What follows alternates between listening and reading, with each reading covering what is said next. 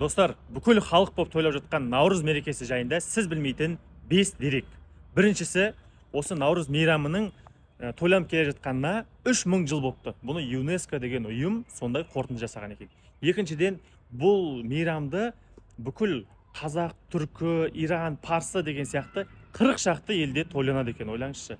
Және де мыңдаған жылдық тарих бар Наурыз 1926 жылға келген кезде тыйым салынған екен тойлануға совет заманы кезінде. Ал төртінші қызық дерек, сол 88 жылы мынау Өзбекәлі Жәнібек өзінің ерлігімен, дипломатиялық сондай біліктілік қасиетімен Наурызды 88 жылы қайта тойлай бастаған екен. Соған қарап көрші мемлекеттер де кейін тойланыпты.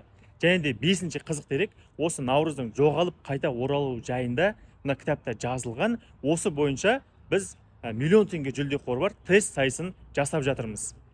Оған қосылу үшін мына биоға өтіп, көк сілтемеге басып тіркеліп алсаңыз болған, ештеңе төлемейсіз.